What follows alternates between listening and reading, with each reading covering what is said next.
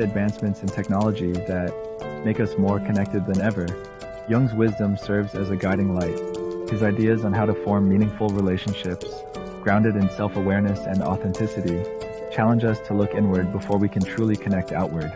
One of Jung's most striking quotes is, "No matter how isolated you are and how lonely you feel, if you do your work truly and conscientiously, unknown friends will come and seek you."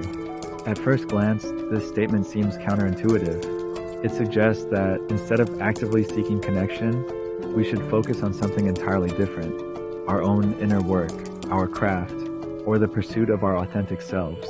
But this isn't a prescription for passivity. It's a call to shift our priorities from external validation to internal alignment. When you focus on truly knowing yourself, refining your craft, and living authentically, the right people, those who resonate with your values and vision, naturally find their way into your life. To understand this principle, consider the life of Carl Jung himself. Jung often worked in solitude, delving into his unconscious mind, exploring archetypes, and wrestling with his shadow, the darker, hidden parts of his psyche. He spent years isolated from mainstream psychology, forging his unique theories.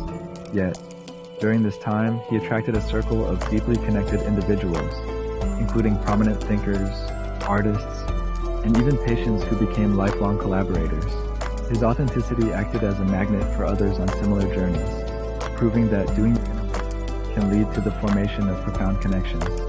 But what exactly does doing your work mean? For Jung, this involved individuation, a lifelong process of integrating all aspects of the self, the conscious, the unconscious, the light, and the shadow, into a harmonious whole. Individuation isn't about achieving perfection or becoming universally likable. It's about peeling back the layers of societal expectations, personal fears, and ego-driven desires to uncover who you truly are. This process demands courage because it requires you to face parts of yourself that you'd rather ignore, your insecurities, failures, and even your capacity for darkness. But it's only by embracing these parts that you can become whole. And when you operate from a place of wholeness, you naturally draw others who recognize and resonate with your authenticity. Jung believed that the connections we form, when we are true to ourselves, are fundamentally different from those based on superficiality. He wrote, "The meeting of two personalities is like the contact of two chemical substances. If there is any reaction, both are transformed." This profound analogy reveals that relationships are not merely static bonds, but dynamic, transformative forces. When two people come together authentically, their interaction becomes alchemical. They don't just coexist, they challenge, influence, and elevate each other. Think about your most meaningful relationships. Chances are these connections weren't always easy. They might have involved moments of conflict, vulnerability, and growth. Perhaps a friend called you out on a destructive habit, or a partner inspired you to pursue a dream you were too afraid to chase. These moments of transformation are often uncomfortable, but they are also what make relationships meaningful. True connection is not about comfort, it's about growth. It's about meeting someone who pushes you to become a better version of yourself while you do the same for them. However, this transformative potential of relationships can only be unlocked when both parties bring a certain level of self-awareness to the table. Jung observed, "Knowing your own darkness is the best method for dealing with the darknesses of other people." This statement speaks to the importance of introspection in forming meaningful connections. To truly understand and empathize with another person, you must first confront your own struggles, fears, and flaws. If you've never acknowledged your own capacity for jealousy, anger, or selfishness, how can you hold space for someone else's imperfections? This idea of understanding your own darkness is central to Jung's concept of the shadow. The shadow represents the parts of ourselves that we reject or suppress because they don't align with our self-image. For example, someone who prides themselves on being kind might repress feelings of anger, while someone who values independence might deny their need for love and support. But repressing these parts doesn't make them disappear. Instead, they fester in the unconscious, influencing our thoughts, emotions, and behaviors in ways we don't realize. Jung believed that relationships often serve as a mirror, reflecting our shadow back to us. For instance, if you find yourself constantly irritated by a friend's arrogance, it might be because their behavior highlights a suppressed part of you. perhaps a hidden fear of being perceived as arrogant yourself. These mirrors are not always flattering, but they are invaluable.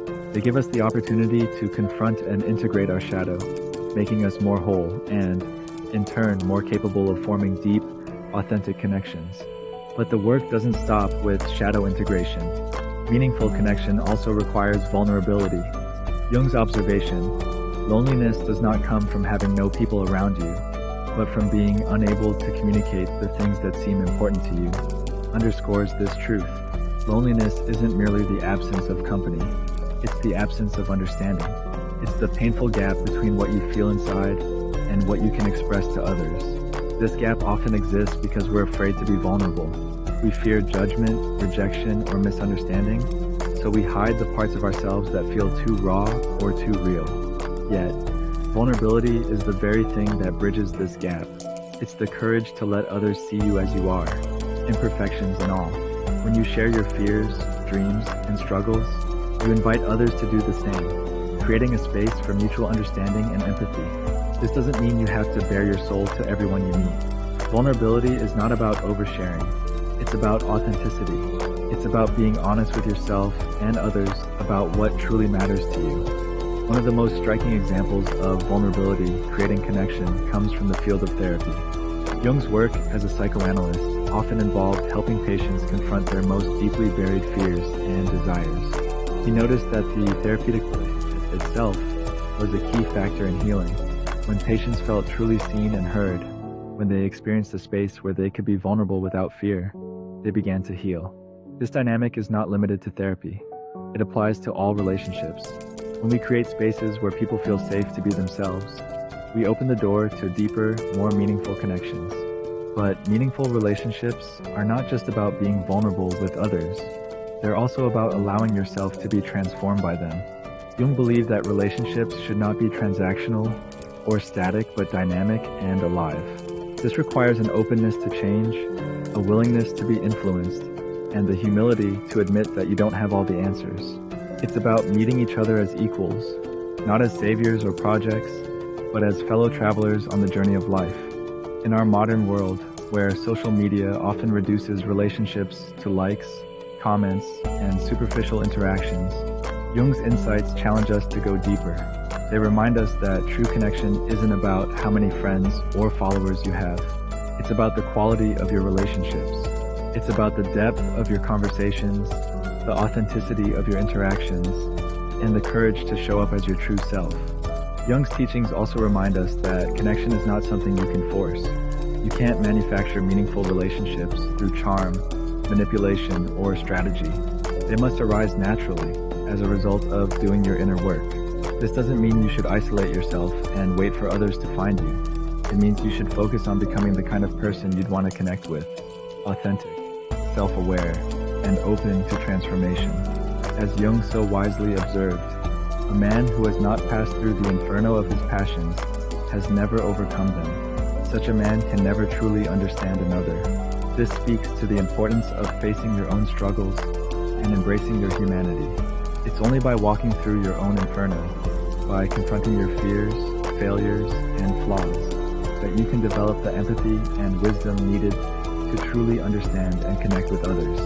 In the end, Jung's approach to meaningful connection is both simple and profound. It starts with you, your willingness to know yourself, to confront your shadow, and to live authentically. It requires vulnerability, empathy, and a commitment to growth. And it demands patience, as meaningful relationships often take time to unfold. But the rewards are worth it.